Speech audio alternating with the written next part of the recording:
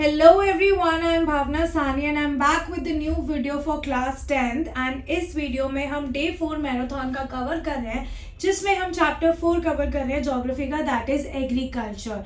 So I am again saying MCQ के लिए do not forget to read NCERT and question answers के लिए ये इनफ है. इससे ज़्यादा आपको करने की ज़रूरत नहीं है for question answers. And NCERT ज़रूर रीड करना ताकि आपका डे 4 मैराथन कंप्लीट हो जाए. So let's get started with the questions. ठीक है, तो पहला क्वेश्चन मेरा एमसीक्यू से ही शुरू हो रहा है, बट फिर भी और एमसीक्यू के लिए you have to read NCERT. Which type of agriculture practice, अब एक तो एग्रीकल्चर प्रैक्टिस की बात करें, is famous in north eastern state like Assam, Meghalaya, Mizoram and Nagaland. तो असम, मेघालय, मिजोरम और नागालैंड में किस तरीके की एग्रीकल्चर प्रैक्टिस फेमस है?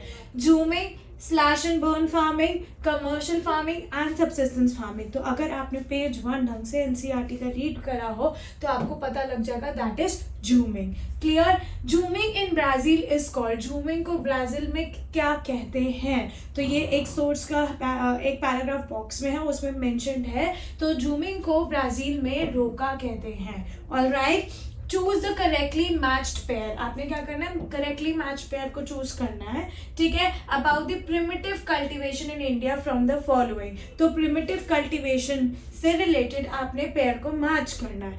A Dahiya Madhya Pradesh, Kumari Jharkhand no, Koman Karnataka no, Khil Andhra Pradesh no. So the correct answer is Dahiya Madhya Pradesh is related to primitive cultivation in India.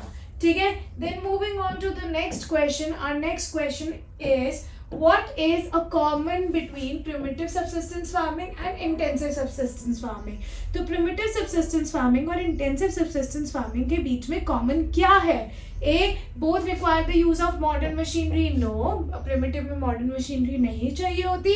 Both are done on large tracts of land. No, primitive is not done on large land. Both require large amount of credit. No, primitive में इतना credit नहीं चाहिए. Both are labor intensive. Yes, both are labor intensive. दोनों में हमें labor चाहिए. Kamal uses HYV seeds and chemical fertilizer to increase his production. अब कमल क्या कर रहा है? HYV सीड्स यूज कर रहा है और केमिकल फर्टिलाइजर्स यूज कर रहा है अपनी वीट की प्रोडक्शन इंक्रीज करने के लिए. तो कौन सी type of practice, farming practice Kamal practice कर रहा है? A intensive subsistence farming no, primitive subsistence farming no, commercial farming yes, organic farming no, क्योंकि ऑर्गेनिक फार्मिंग में केमिकल फर्टिलाइजर्स यूज नहीं किए जाते. So the correct answer is commercial farming. Clear? Watermelon, muskmelon, cucumber, vegetable fodder crops, ये किसके examples हैं? Watermelon, muskmelon, cucumber, vegetable fodder crop, ये सारे के सारे आपके आते हैं ज़ैद क्रॉप में. So the correct answer is A part, that is zaid crop. Clear? Kharif, rabi, zaid पढ़ा है ना, तो ये सारे ज़ैद क्रॉप्स के एग्जाम्पल है. Then next question is which of the following is the staple food crop majority of people in India. staple food crop for majority of people in India. अगर मैं staple food crop की बात करूँ तो सीधा rice ही है इसका answer. Clear? which of the following crop is grown 3 times in a year. कौन सी crop 3 times in a year grow होती है? उसे ओस भी बोलते हैं, अमन भी बोलते हैं, बोरो भी बोलते हैं in state of Assam, West Bengal and Odisha. ठीक है, that is paddy crop. Clear? That is paddy crop. Fill in the blanks. Barley rabi crop है, कॉटन खारिफ क्रॉप है, तो इनमें से ज़ैद क्रॉप कौन सी है? कुकुम्बर. अभी हमने पीछे वाले एमसीक्यू में भी पढ़ा. So cucumber is zaid crop. ठीक है, तो कैसे पता लगा? ये barley is a rabi crop, cotton is kharif crop, cucumber is zaid crop. Which of the following crops have high nutritional value? किस में सबसे ज़्यादा न्यूट्रिशनल वैल्यू है? वीट में नो, राइस में नो, मिलेट्स में यस, मेज में नो. क्लियर? तो ये जब आप मेज वगैरह के कैरेक्टरिस्टिक पढ़ेंगे उसमें आपका क्लियर हो जाएगा. A type of millet rich in iron. कौन सा मिलेट है जो आयरन में काफ़ी रिच है? कैल्शियम भी है उसमें, ठीक है, बाकी माइक्रो न्यूट्रिएंट्स भी है, रफेज भी माना जाता है, that is ragi. Clear? Bajra no, rajma no, jowar no. The correct answer is ragi. All right, moving on to the next question. Observe the flow chart given below. So can you see this flow chart? Food crops, ठीक है, ये food crops हो गए. सो food crops में cereal में rice, wheat and dash, और ये जो है इसमें ज्वार, बाजरा और रागी कंसिडर होता है। तो ये क्वेश्चन मार्क क्या है, ये बॉक्स में क्या आएगा ये आपने बताना है। ग्राम नो, मेज no, these are millets, so the correct answer is millets. Clear? So identify the crop with the help of the following information. तो ये एक क्रॉप की इंफॉर्मेशन दी हुई है, इससे आपने बताना है कि ये व्हीट है या फिर मेज है या राइस है या शुगर केन है। ठीक है, सबसे पहले इसको फूड और फॉडर की तरह यूज करते हैं। दूसरा खारिफ क्रॉप है।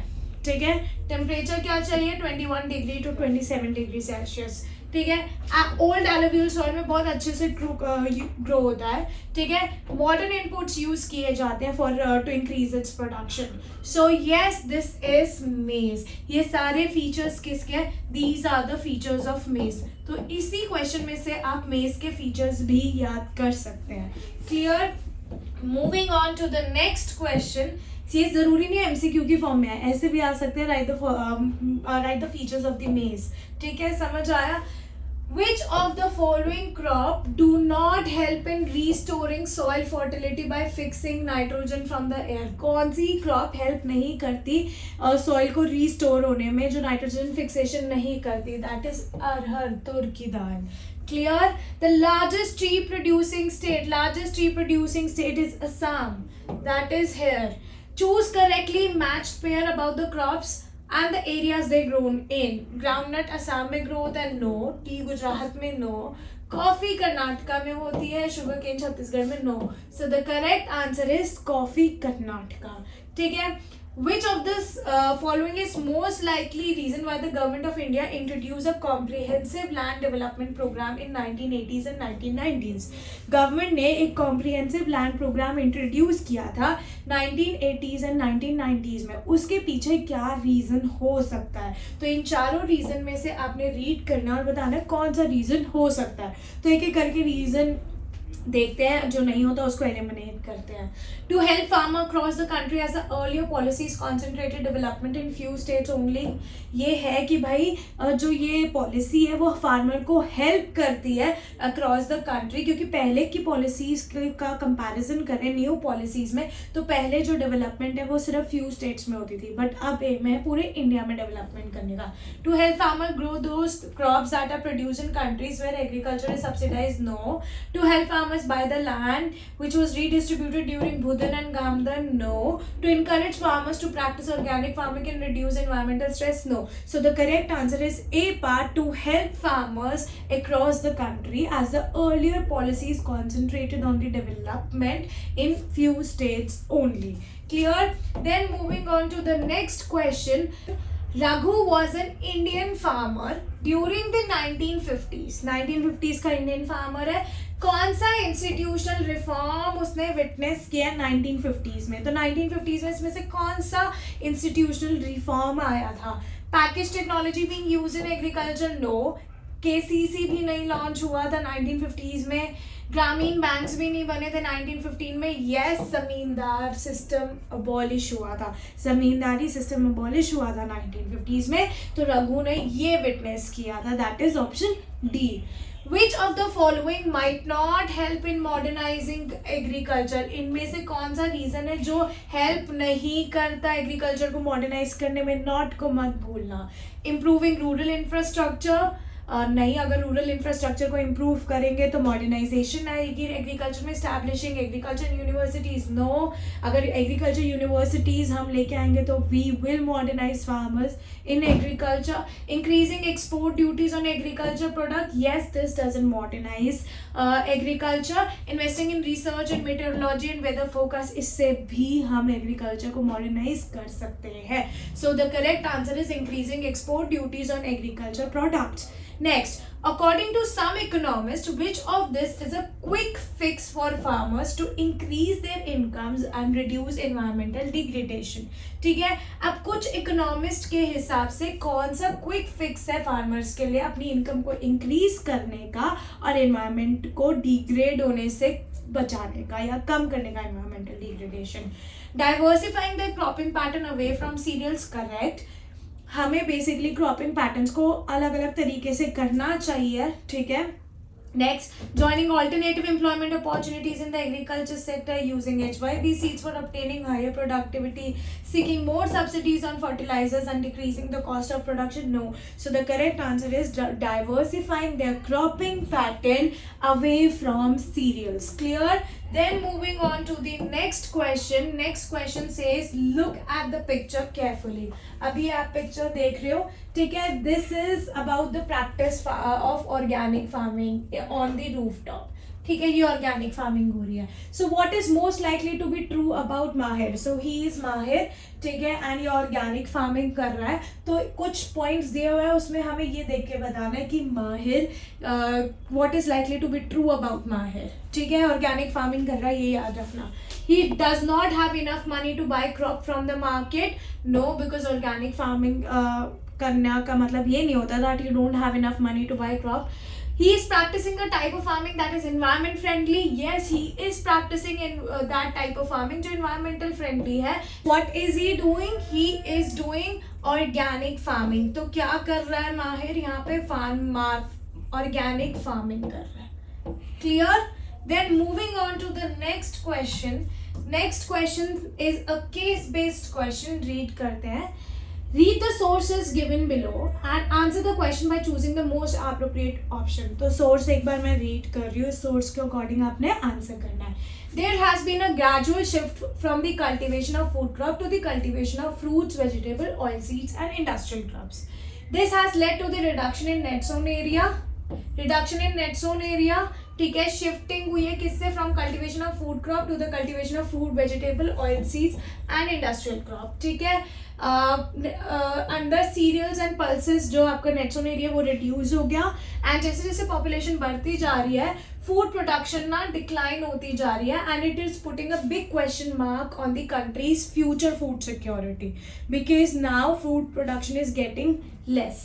The competition for land between non-agriculture use such as housing and agriculture has resulted in reduction in net sown area. तो जो competition है land का between agricultural land and non-agricultural land, उसकी वजह से net sown area भी produce हो रहा है और demand लोगों की बढ़ती जा रही है, population लोगों की बढ़ती जा रही है. The productivity of land has started showing a declining trend. Productivity एक land की भी कम होती जा रही है due to soil degradation.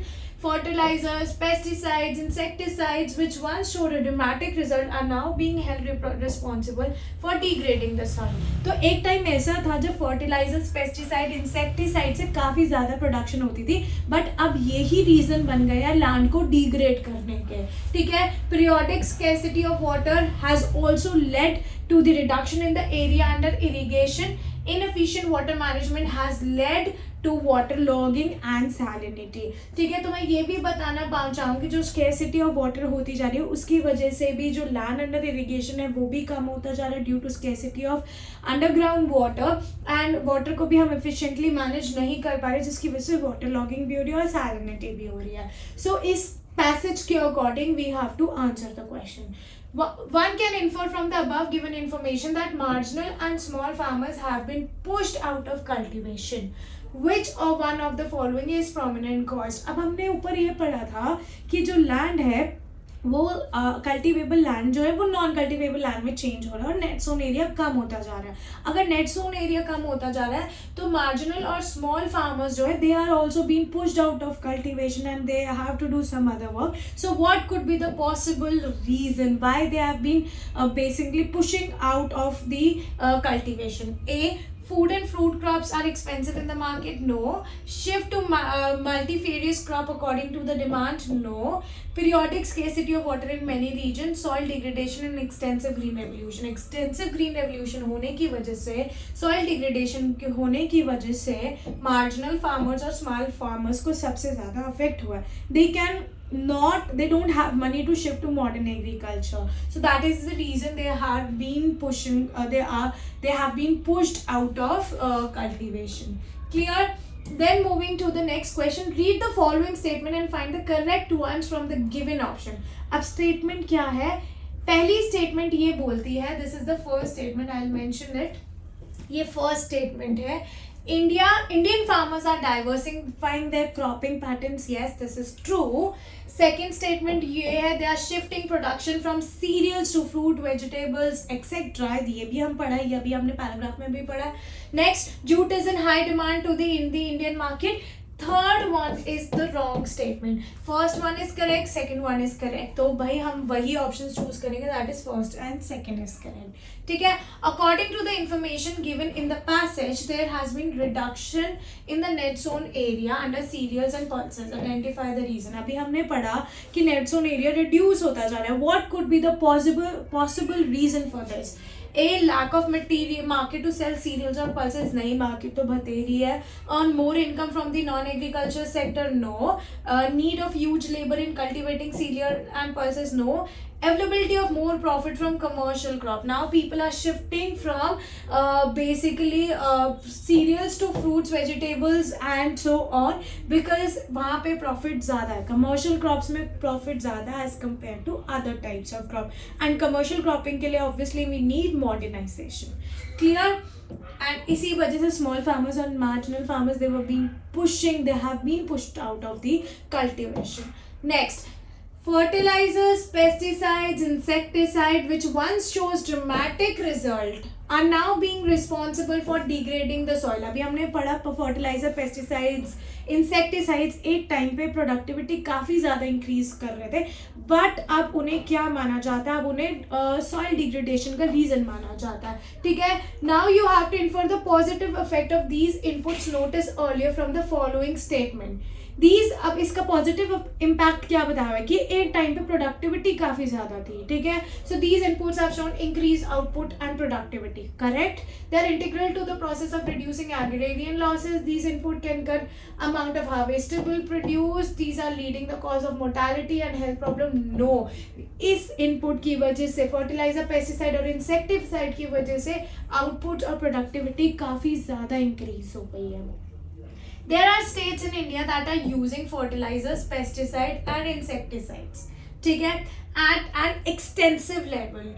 ठीक है. अब अभी भी इंडिया में काफ़ी स्टेट्स है जो फर्टिलाइजर्स, पेस्टिसाइड और इंसेक्टिसाइड्स यूज़ कर रहे हैं एक्सेसिव लेवल में, ताकि उनकी एग्रीकल्चर प्रोडक्टिविटी इंक्रीज हो सके. तो हमें वो स्टेट आइडेंटिफाई करनी है कौन सी. ठीक है. Karnataka and Kerala no. Haryana and Punjab yes. Punjab and Gujarat, Punjab है पर गुजरात नहीं है. हरियाणा है पर तेलंगाना नहीं है. सो the correct answer is Haryana and Punjab. Clear? Moving on to the next question. Our next question says that food production provides the base for food security. Food production से food security भी होती रहती है, and ये बहुत important है for food availability.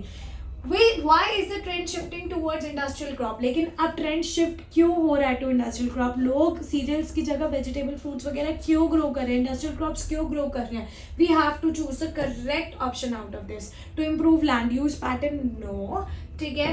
To use intensive farming techniques? No. To improve the fertility of the soil? No. To fetch more income and high earning? अपने profit ज़्यादा करने के लिए, गेन करने के लिए they are moving towards the industrial, they are shifting towards the industrial crops. ठीक है.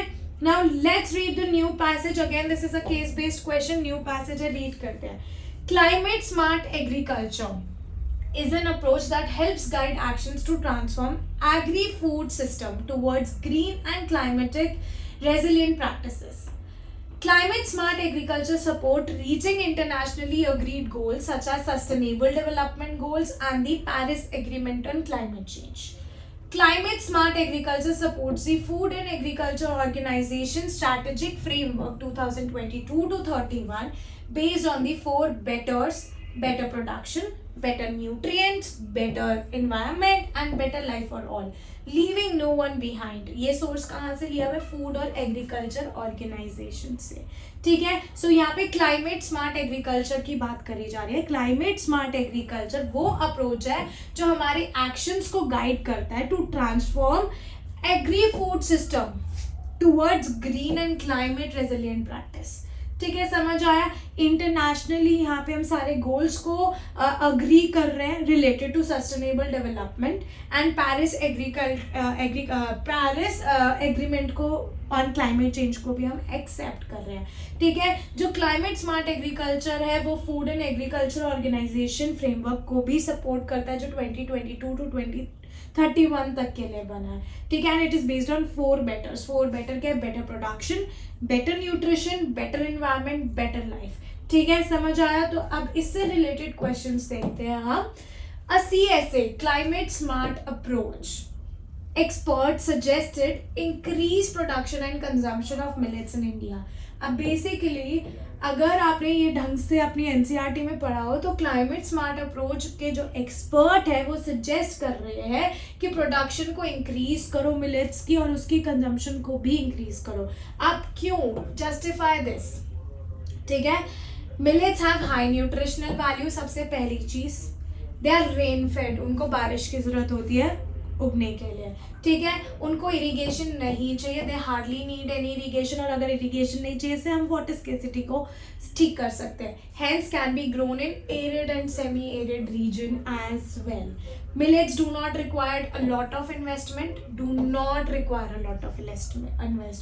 ठीक है, and they can be commercially which can help them be great commercial grain substitute in poorer nation। तो in poorer nation millets जो है वो बहुत अच्छी commercial crop बन सकता है, ना ज़्यादा investment चाहिए और high nutrition value है। ठीक है, what is the necessity to think of CSA in India? अब हमें climate smart approach इंडिया में क्यों लानी पड़ी, उसको इंडिया के बारे में इंडिया को क्यों सोचना पड़ा अबाउट CSA? ठीक है, बिकॉज ऑफ चेंजिंग क्लाइमेट, और हमारे इंडिया में क्लाइमेट चेंज क्यों हो रहा है? Due to global warming. Clear? 2 methods बताओ through which India can shift towards climate smart approach. What are the 2 approaches? एक तो हमें जेनेटिकली मॉडिफाइड सीड्स यूज करनी चाहिए, जेनेटिकली मॉडिफाइड रेजिस्टेंट सीड। ठीक है, जो इंसेक्ट डैमेज से जिसको कोई फर्क नहीं पड़ता, use of genetically modified seeds resistant to insect damage. ठीक है, वो इंसेक्ट डैमेज को रेजिस्ट कर लेंगी for cropping, and we should shift towards organic and natural farming methods. Clear? Yes, then now let's come out of the case based question. अब हम case study को छोड़ के आगे पढ़ते हैं। What is why agriculture is mainstay of India? या you have to write the features of Indian agriculture, कैसे भी क्वेश्चन आ सकता है। ठीक है, agriculture is the mainstay of India due to following reason। सबसे पहले जो 2/3 है पॉपुलेशन की वो एग्रीकल्चर एक्टिविटीज में एंगेज्ड है। Second, as old economic activities है इंडिया की। एग्रीकल्चर की अगर मैं बात करूं, यहाँ पे कौन सी एज ओल्ड इकोनॉमिक एक्टिविटी है? Agriculture. And 2/3 of the population is dependent upon agriculture activities for their income. They are engaged in agriculture activities. ये प्राइमरी एक्टिविटी है जिसमें ज़्यादा से ज़्यादा प्रोड्यूस जो फूड प्रोड्यूस होता है वो कंज्यूम किया जाता है। एंड बिसाइड फूड ग्रेन वो रॉ मटेरियल भी प्रोड्यूस कर रही है फॉर वेरियस इंडस्ट्रीज। ठीक है, and example of some agriculture products are tea, coffee, spices which are exported। तो इसलिए agriculture is the mainstay of India। Yeah, these are the features of Indian agriculture। State the characteristics of primitive subsistence farming। primitive subsistence farming है क्या, उसके characteristics देखते हैं। सबसे पहले इसमें farmers जो क्रॉप ग्रो कर रहे हैं वो सेल्फ कंजम्पशन के लिए ग्रो कर रहे हैं, अपनी खुद की फैमिली के लिए ग्रो कर रहे हैं। ठीक है, अब खुद की फैमिली के लिए ग्रो कर रहे हैं तो हमें ज़्यादा लैंड नहीं चाहिए। It is practice on small patches of land. ठीक है, यहाँ पे प्रिमिटिव टूल्स यूज़ किए जा रहे हैं, मतलब ट्रेडिशनल टूल्स यूज़ किए जैसे हो, दाव, डिगिंग स्टिक्स एक्सेट्रा। ठीक है, in primitive farming farmers are completely dependent on monsoon, natural fertility of the soil, suitability of environmental condition crops को ग्रो करने के लिए। ठीक है, यहाँ पे सिर्फ फैमिली लेबर को यूज़ किया जाता है फॉर फार्मिंग। लैंड प्रोडक्टिविटी यहाँ पे बहुत कम है and it is also known as slash and burn agriculture. तो अगर प्रिमिटिव सब्सिस्टेंस फार्मिंग आता है या फिर फीचर्स या characteristic of slash and burn agriculture आता है तो again you have to write the same features. Clear? Then moving on to the next question, explain slash and burn agriculture, how it is known in different parts of India. Slash and burn agriculture क्या होता है अभी हमने पढ़ा, ठीक है, and उसे different part of India में क्या कहते हैं. तो अगर मैं सिर्फ स्लैश एंड बर्न एग्रीकल्चर की बात करूँ तो आपने ये बताना है कि जो फार्मर्स है ये लेते हैं स्मॉल पैच ऑफ लैंड, उसको क्लियर करते हैं, ठीक है, फिर वहाँ पे सीरियल्स को प्रोड्यूस करते हैं एंड अदर फूड क्रॉप्स को प्रोड्यूस करते हैं, ठीक है, लेकिन सिर्फ अपनी फैमिली को सस्टेन करने के लिए, मतलब सस्टेन करने के लिए मतलब अपनी फैमिली के कंजम्पशन के लिए, सेल्फ कंजम्पशन के लिए, ठीक है. जब उस पर्टिकुलर एरिया की सॉइल फर्टिलिटी डिक्रीज हो जाती है तो फार्मर क्या है दूसरे पैच ऑफ लैंड पे शिफ्ट हो जाता है, ठीक है, और उसको क्लियर करता है फॉर कल्टिवेशन, ठीक है. This type of shifting allows nature, इस वजह से this type of shifting allows nature to replenish, तो पुराना जो सॉइल डिग्रेड हो गया वो फिर से रिप्लेनिश हो जाता है, फिर से रिन्यू हो जाता है, उसकी फर्टिलिटी फिर से ठीक हो जाती है थ्रू नेचुरल प्रोसेस, ठीक है. तो land productivity in this type of agriculture is low, ये अभी हमने पढ़ा. Farmer does not use fertilizers, उसके पास पैसे भी नहीं होते मॉडर्न इनपुट्स यूज करने के लिए, ठीक है. तो this is slash and burn practices, ठीक है, and it is known by different names in different part of India, ठीक है. It is known as jhuming in north eastern states, जैसे असम, मेघालय, मिजोरम, नागालैंड, ठीक है, jhuming in north eastern state. Manipur में इसको पमलाऊ बोला जाता है, डीपा बोला जाता है इसको बस्तर डिस्ट्रिक्ट ऑफ छत्तीसगढ़ में, और अंडमान निकोबार आइलैंड में. Clear. By which other name are slash and burn or shifting agriculture is known in different countries. अच्छा, एक और चीज, इसको shifting agriculture भी बोलते हैं, तो कुछ भी है shifting agriculture, slash and burn, primitive subsistence farming. So this is a part of primitive subsistence farming, ठीक है. तो इसको क्या बोला जाता है इन डिफरेंट कंट्रीज. मैं स्टेट्स की बात नहीं कर रही, यहाँ पे मैं डिफरेंट पार्ट्स ऑफ इंडिया की बात कर रही थी, यहाँ पे मैं डिफरेंट कंट्रीज की बात कर रही हूँ, ठीक है. मेक्सिको एंड सेंट्रल अमेरिका में it is known as milpa, Venezuela में it is known as conuco, ठीक है, ब्राजील में it is known as roca, Vietnam में it is known as ray, Central Africa में it is known as masole. Clear? So yes, it is practiced in other countries as well. So difference between commercial farming and subsistence farming, ठीक है. subsistence farming में अभी हमने पढ़ा primitive subsistence farming, तो उसी के points आएंगे. Small patch of land, commercial farming बहुत कमर्शियली बेचने के लिए किया जाता है crop, so here we need large patch of land, practice on big land holding. इसमें पुराने टूल्स यूज़ किए जाते हैं लाइक हो, डिगिंग टूल्स, डाउ, ठीक है. इसमें मॉडर्न टेक्निक्स या टूल्स यूज़ किए जाते हैं, ठीक है. ये लोकल मार्केट के लिए प्रोड्यूस होता है, ये मेनली एक्सपोर्ट के लिए प्रोड्यूस हो रहा है. It is dependent on monsoon, इसमें इरीगेशन फैसिलिटीज़ होती है, ठीक है. फैमिली मेम्बर्स के लेबर यूज़ किए जाते हैं, इसमें लेबर्स को हायर किया जाता है. No costly fertilizers are use, chemical fertilizers are use and they are costly. Clear. Then moving on to the next question, what is plantation farming? Describe its characteristic. Plantation farming क्या, it is a type of commercial farming सबसे पहले, ठीक है. इन this type of farming हम सिर्फ एक single crop को grow कर रहे हैं on a large area.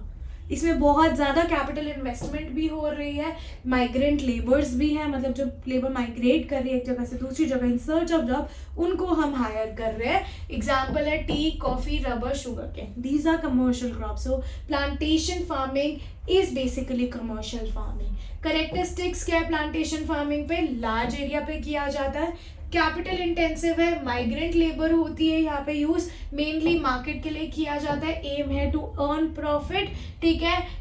It has an interface between agriculture and industry, and जितना भी प्रोड्यूस है it is use as raw material in respective industry. So industries are also highly dependent on plantation farming. Clear. What are the main cropping season in India?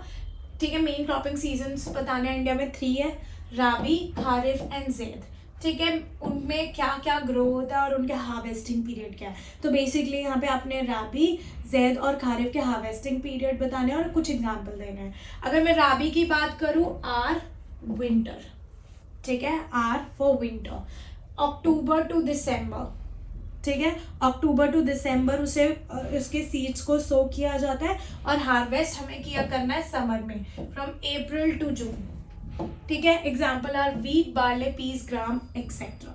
यही मैं खारिफ की crop करूँ, kharif is related to खारिश, kharif is related to खारिश, खारिश mainly कब होती है? रेनी सीजन में, ठीक है। तो they are sown with the onset of monsoon, rainy season में June to July, harvested in September and October. Example है rice, maize, jowar, bajra, tur, moong, jute, groundnut etcetera. Clear. Next आता है, apart from rabi and kharif crop there is other third type of crop which is known as zaid crop, ठीक है। ज़ैद crop के example अभी हमने पढ़े भी थे स्टार्टिंग में, watermelon, musk melon, cucumber, vegetables, fodder crops and so on. Clear. Then moving on to next question, what are the growing conditions required for the main staple food crop of India? अभी हमने पढ़ा था MCQ में main staple food कौन सा है? Rice. तो rice के लिए क्या क्या आपको कंडीशंस चाहिए टू ग्रो राइस, ठीक है। So rice is the staple food of India for majority of the people. Growing condition of rice, high temperature above 25 degree Celsius, rainfall में हाई ह्यूमिडिटी, एनुअल रेनफॉल होनी चाहिए above 100 centimetre. It is a kharif crop. Major producing state West Bengal, Andhra Pradesh, Tamil Nadu, Punjab, Haryana and Uttar Pradesh. Next आता है, what are the geographical conditions required for the cultivation of wheat and explain its distribution also। तो अब हम किसकी condition की बात कर रहे हैं? For the cultivation of wheat, और उसकी स्टेट्स भी यहाँ पे मेंशन करनी है। So wheat is the second staple food. First staple food है राइस, सेकेंड स्टेपल है व्हीट, ठीक है। अब उसके लिए क्या ग्रोइंग कंडीशन चाहिए? Cool growing season, bright sunshine at the time of ripening, rainfall is 50 to 70 centimetre, ठीक है, and it should be evenly distributed over the growing season. Rabi crop है, ठीक है, एंड कहाँ कहाँ ग्रो होती है? Punjab, Haryana, Uttar Pradesh, Madhya Pradesh, Bihar and Rajasthan. Clear. Now moving on to the next question. Yes, name any two important pulse producing state. Pulse producing state दो बतानी है, तो मध्य प्रदेश, राजस्थान, महाराष्ट्र, उत्तर प्रदेश, कर्नाटका में से कोई भी दो लिख सकते हो। Importance of pulses, state the importance of pulses. Pulses का बताना है कि भाई मेजर सोर्स ऑफ प्रोटीन है इन वेजिटेरियन फूड, वेजिटेरियन डाइट में मेजर सोर्स ऑफ प्रोटीन हो गया। लेग्यूमिनियस क्रॉप है तो वो सॉइल फर्टिलिटी में काफ़ी हेल्प करता है। सिर्फ एक पल्स है जो सॉइल फर्टिलिटी में हेल्प नहीं करती, वो हमने स्टार्टिंग MCQ में भी पढ़ी थी, दैट इज अरहर, तुर। वो सॉइल नाइट्रोजन फिक्सेशन में बिल्कुल हेल्प नहीं करती। पल्सेस को लेस मॉइस्चर चाहिए, it can survive even in dry conditions, ठीक है। कहाँ पे कैसे ग्रो होता है? In crop rotation with other crops, ठीक है। पल्सेस लेग्यूमिनियस क्रॉप है, सॉइल फर्टिलिटी में हेल्प करता है एक्सेप्ट अरहर। तो ये लाइन रिपीट हो रही है यहाँ पे। नेक्स्ट आ रहा है, Mohan owns a farm in Uttar Pradesh. Mohan का फार्म है उत्तर प्रदेश में, उसको कल्टीवेट करना है इधर जूट और शुगर केन, ठीक है। अब which crop out of these two उसको कल्टीवेट करना चाहिए? About the conditions, according to the conditions of the Uttar Pradesh क्या ग्रो हो सकता है, जूट या शुगर केन? तो according to the condition of Uttar Pradesh sugar cane grow हो सकती है, ठीक है। क्या ग्रो हो सकता है? शुगर केन, ठीक है। In Uttar Pradesh sugar cane basically hot and humid climate में ग्रो होता है।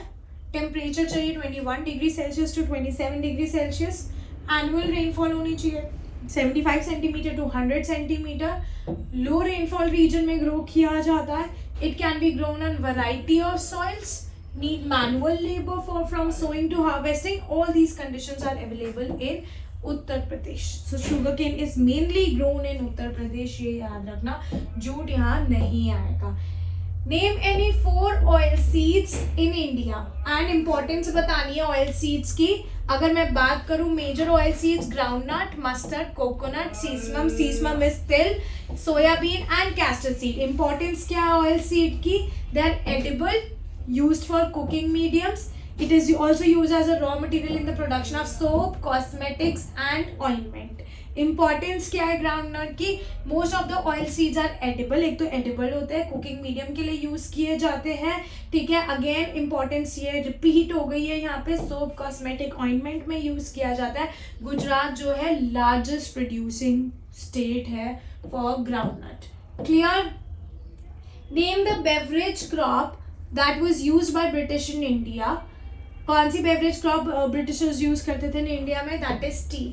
फिर उसके जियोग्राफिकल कंडीशंस बताने हैं एंड उसकी 2 मेजर प्रोड्यूसिंग स्टेट्स बतानी है। जो टी है सिर्फ ट्रॉपिकल और सब ट्रॉपिकल क्लाइमेट में ही ढंग से ग्रो हो सकती है, ठीक है, जहाँ पे deep well drained fertile soil होता है, ठीक है, वो सॉइल रिच इन ह्यूमस और ऑर्गेनिक मैटर से ही ग्रो होगी। T bushes require a warm and moist free climate all through out the year, ठीक है, फ्रीक्वेंट शावर्स चाहिए which is evenly distributed over the year to ensure continuous growth of the tender leaf, and two major tea producing states कौन सी है, Assam and West Bengal, hills of Darjeeling and Jalpaiguri districts, ठीक है। Now Mr. Palani is from Tamil Nadu and wishes to cultivate either tea or wheat. Which one of the crops out of the two can be cultivated in his state? Substantiate your answer with any two reason. So according to the condition of Tamil Nadu, जो mister Palani है वो क्या grow करेंगे, T या wheat, तो वो T cultivate करेंगे, ठीक है, समझ आया, क्योंकि जो सॉइल कंडीशन और क्लाइमेटिक कंडीशन है तमिलनाडु को, it can support the production of tea, ठीक है, and it is also suitable for growing tea. Tea plant grows well in tropical, same आ जाएगा, same answer, tropical and sub tropical climate, deep fertile well drain laterite soil पे grow होता है, rich in humus organic matter, tea bushes को warm और moist free climate चाहिए all through out the year, ठीक है, एंड फ्रीक्वेंट शावर्स चाहिए, बारिश चाहिए ऑल ओवर द ईयर, ताकि कंटिन्यूसली उसकी जो लीव्स है काफी टेंडर रहो। सो दिस इज सेम, तो आप ये देख रहे हो टी कितना इंपॉर्टेंट है। Next, explain rubber cultivation in India under the following heads. Rubber cultivation की इंपॉर्टेंस बतानी है, ठीक है, इंपॉर्टेंस क्या है, rubber is an important raw material for industries, ठीक है, जियोग्राफिकल कंडीशन बतानी है, जियोग्राफिकल कंडीशन ये है कि वो इक्वेटोरियल क्रॉप है, मॉइस्चर चाहिए उसको, ह्यूमिड क्लाइमेट चाहिए, रेनफॉल चाहिए मोर देन 200 सेंटीमीटर, और उसको ग्रो होने के लिए टेम्परेचर चाहिए अबव 25 डिग्री सेल्सियस। फिर नेक्स्ट है two rubber producing states, Kerala, Tamil Nadu, Karnataka. Next question, describe the major challenge face by farmers in India. Major challenge जो फार्मर्स फेस कर रहे हैं ये है कि भाई from international competition and reduction in public investment in agriculture sector, Indian farmers are facing a big challenge. कहाँ से बिग चैलेंज फेस कर रहे हैं, इंटरनेशनल कंपटीशन की वजह से, और पब्लिक इन्वेस्टमेंट काफ़ी ज़्यादा कम हो गई है एग्रीकल्चर सेक्टर में, that is why they are facing the big competition, ठीक है। Subsidy on fertilizer is decrease, fertilizer पे सब्सिडी गवर्नमेंट ने काफ़ी कम कर दी है, एंड कॉस्ट ऑफ प्रोडक्शन जो है सब्सिडीज की वो भी इंक्रीज हो गई, जिसकी वजह से फार्मर्स ने कह रही गवर्नमेंट ने सब्सिडीज काफ़ी कमी कर दी है, ठीक है। रिडक्शन इन इम्पोर्ट ड्यूटीज पर काफ़ी ज़्यादा रिडक्शन हो गई है ऑन एग्रीकल्चर प्रोडक्ट, जिसकी वजह से इंटरनेशनल मार्केट के साथ इंटरनेशनल प्रोडक्ट्स के साथ हमें कम्पीट करना पड़ रहा है।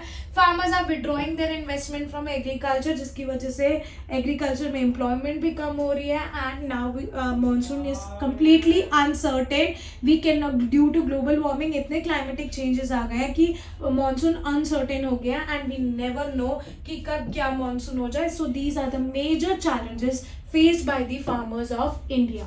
Name the 4 major fiber crops in India. 4 major fiber crops answer करनी है, cotton, jute, hemp and natural silk, ठीक है। Out of this which fibre is not obtain directly from the crop, तो आउट ऑफ दीज 4 कौन सी fibre crop से grow नहीं होती, that is silk worm से ग्रो होती है, ठीक है। It is not grown from crop cultivation.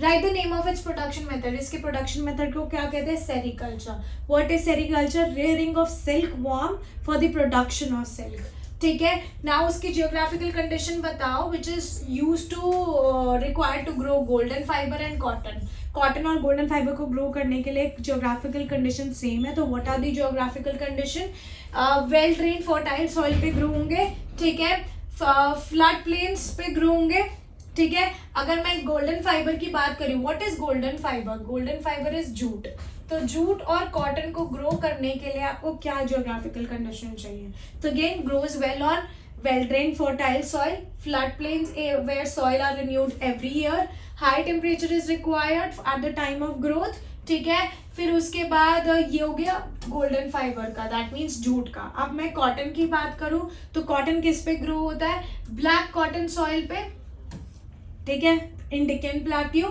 फिर उसके बाद ड्रायर पार्ट्स में ग्रो होता है, हाई टेम्परेचर चाहिए, लाइट रेनफॉल चाहिए, 210 फ्रॉस्ट फ्री डेज चाहिए, ब्राइट सनशाइन चाहिए। It is a kharif crop, 6 to 8 months लगते हैं मेच्योर होने में। Next, mention any 4 uses of golden fibre. What is golden fibre? अभी हमने करा, golden fibre is jute. What is golden fibre? Jute. ठीक है, जूट से गनी बैग्स बनते हैं, मैट्स बनते हैं, ropes, yarn, carpets and so on. ठीक है, then moving on to the next question, why do we need technical and institutional reform in agriculture? Agriculture में हमें टेक्निकल और इंस्टीट्यूशनल रिफॉर्म क्यों चाहिए? क्योंकि हम sustained use of land without compatible techno institutional changes have hindered the pace of agriculture development. अगर हम land को यूज कर रहे हैं विदाउट टेक्नो इंस्टीट्यूशनल चेंजेस, उससे एग्रीकल्चर डेवलपमेंट नहीं हो पा रही है। ठीक है, in spite of the development of sources of irrigation, most of the farmers still depend upon monsoon and natural fertility in order to carry on their agriculture. आज भी बहुत सारे फार्मर्स जो है वो इरिगेशन फैसिलिटीज पे डिपेंडेंट नहीं है, they are dependent on monsoon. ठीक है, they are dependent on monsoon to carry on their agriculture, and global warming की वजह से इतना क्लाइमेटिक चेंज आ गया है कि हम अब प्रेडिक्ट ही नहीं कर सकते क्या मॉनसून कब होगा। ठीक है, तो इसलिए भी हमें टेक्निकल चेंजेस चाहिए और इंस्टीट्यूशनल चेंजेस चाहिए। Agriculture which provides a livelihood for more than 60% of it population needs some serious and technical institutional reform. Right? Next, why Bhudan and Gramdan are known as bloodless revolution?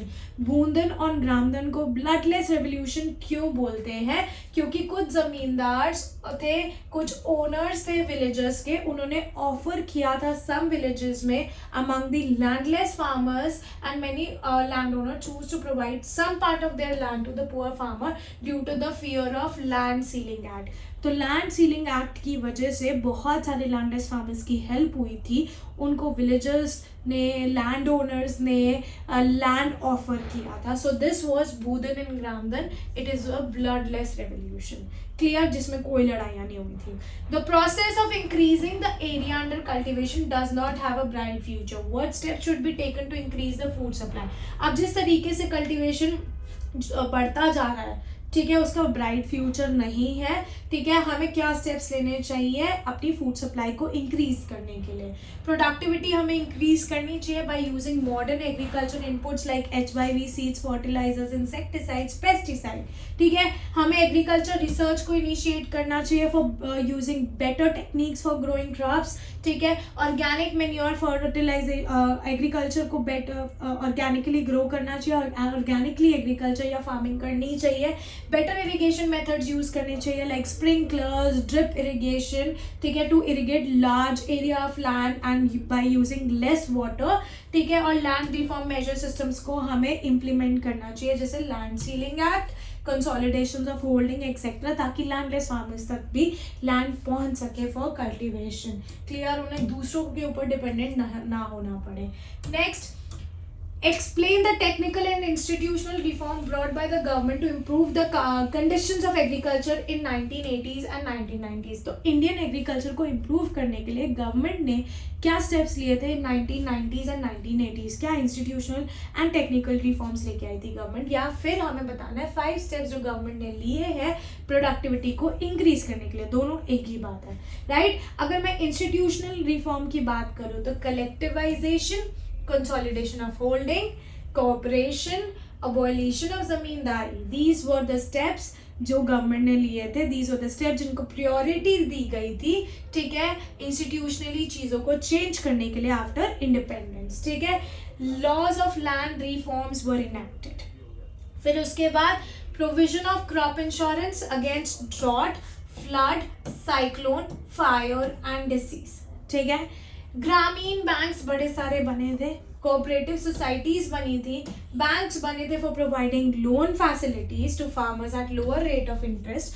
किसान credit card introduce हुआ था, personal accident insurance scheme भी introduce हुई थी। ये थे institutional reform. Technological reform में technologies आएगी, जैसे ग्रीन रेवोल्यूशन जब आया था तो HYV सीड्स इंट्रोड्यूस हुई थी।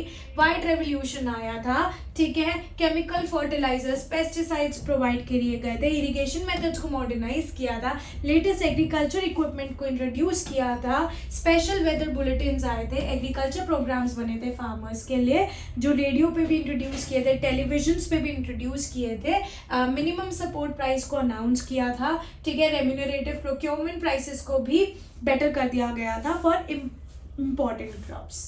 Clear? Then next, it is a case based question. Let's read the passage.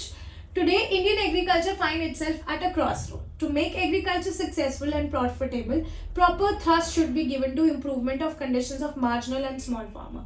The green revolution promised much, but today it is under controversy.